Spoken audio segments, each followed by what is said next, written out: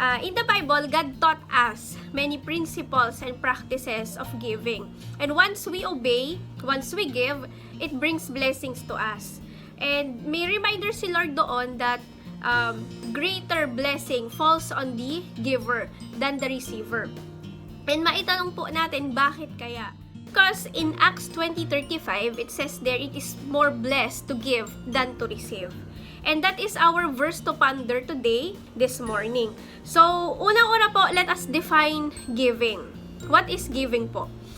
Giving is offering of something to God or to others, or can be both. Ayan, pwedeng anything that we give, maybe it's like Christmas time, o kaya naman birthday or Valentine's, ayan. It is also making one's time as well as possessions available for services of God and others. So, if sabi nga po, if we give, it is because we love the people or the person, or we love God. And this is the true essence of giving. May kasabihan tayo, we can give without loving, but we cannot love without giving. And that is, sinasabi natin that we love God, we love the Lord with all our hearts, with all our soul. Kaya kung mahal natin ang Panginoon, we must classify ourselves doon sa tinatawag nating cheerful giver. Because giving is the language of love. Always remember mga kapatid, if we love someone or we love God, then our heart should be willing to give. And according to John 3:16, sino po ang unang nagbigay? Sino ang unang nakitaan natin ng pagbibigay? Ito ay walang iba kundi ang Panginoon. Because in John 3:16 it says, "Therefore God so loved the world that He gave His only begotten Son." Bakit po? Because nandoon sa unang phrases nung ating verse, "For God so loved the world." Mahal ng Diyos ang sanglibutan. That's why He gave His only begotten Son. And that is the language of love, giving. This speaks all of it. This verse speaks all of it. So, love has no other speech than giving. And yun po yung ating ipo-focus ngayon in this verse exhortation. Let's see what are the principles of giving. So, we have here 4 points to ponder. Unang-una po dyan is purposefully. You should know your purpose, why you are giving. Hindi na po natin i-elaborate dito or paulit-ulit na sasabihin that you have to give the 10% of your tithes from your salary, from your resources. Kasi matagal na natin tong alam. So, we should know our purpose. Dapat alam natin yung purpose natin when we give. And this is to show gratitude to the Lord. This is to give back what is due to Him. Alam natin that we are blessed, so we will give back the blessing to the Lord. Yun yung ating purpose. To give back the tithes because God is blessing us. So, ibalik natin sa Kanya ano yung nararapat. We should plan ahead of time what to give to the Lord. Sabi nga, prepared systematically. Hindi yung kung kailan it's giving time, doon ka palang nagkukumahog na magtingin sa wallet mo, magkano ibibigay ko, how much will I give as an offering, do I need to give my whole tithe, parang ganon. We should prepare systematically, ahead of time yan. Before you go to the church, kailangan na isobra mo na, you have serve your purpose kumbaga sa Lord, na ibibigay mo yung tithes and offering mo. You have to prepare this ahead of time before the Friday service or the Sunday service. And this should be done every Lord's Day. So, diba, noong, even in the Old Testament, they are giving their offerings. Burnt offerings pa nga noon eh. So, they are preparing ahead of time. Kasi they know the purpose. And that is to give back the gratitude to the Lord. Kasi God is unlimitedly blessing us with everything that we need. So, mahalaga na alam natin yung purpose natin kung bakit tayo nagbibigay. Second thing po is, principle of giving is proportionately. So, dapat po, we give what we have according to our means. Okay?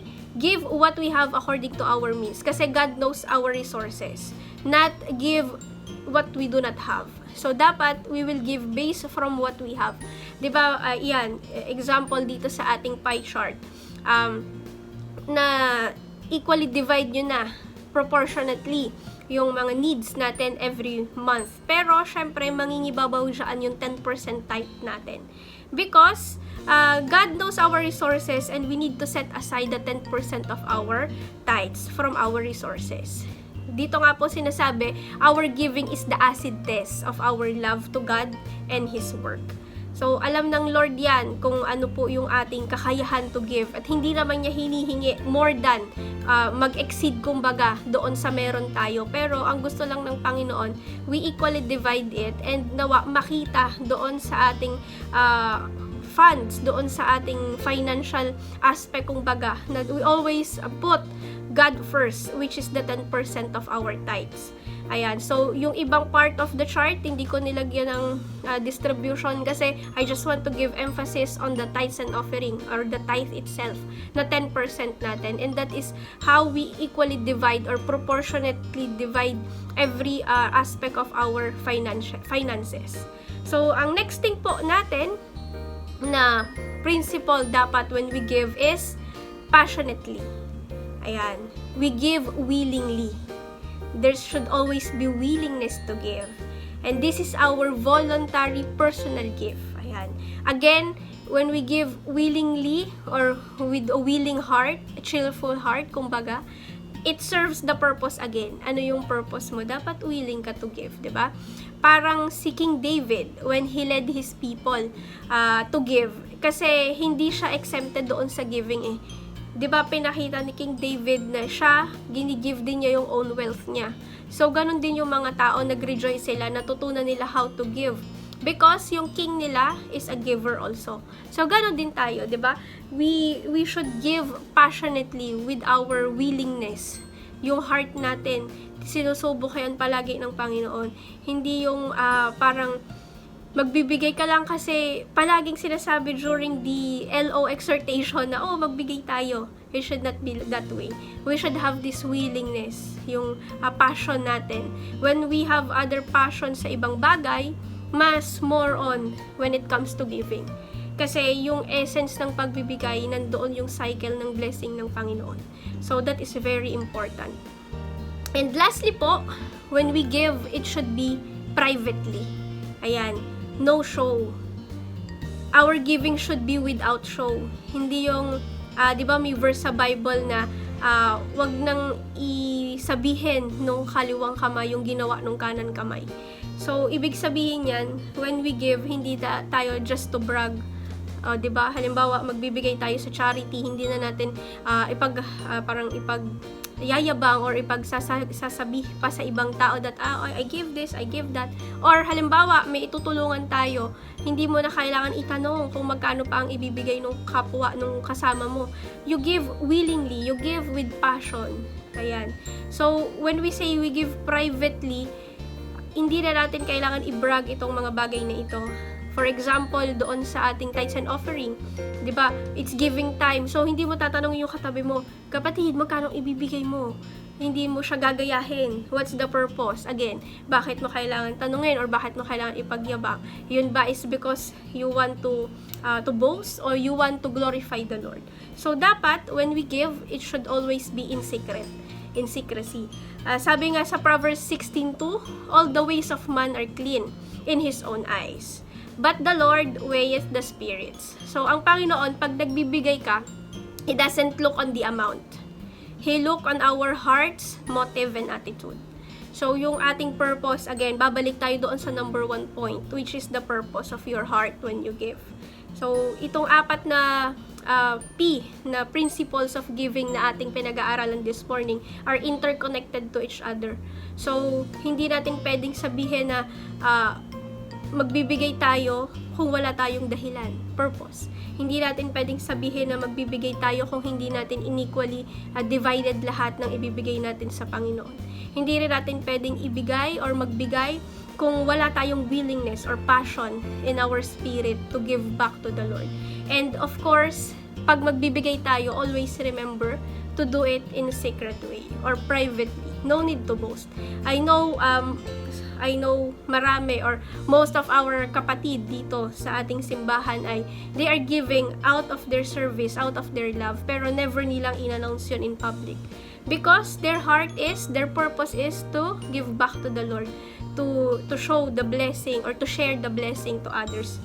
And before I end this exhortation, allow me to share some stories from the Bible, from Old Testament and New Testament, wherein giving really excels. Ayan, mga tao na or characters in the Bible that I look up to when it comes to giving. So, in the Old Testament, mga kapatid, we know the story about Cain and Abel.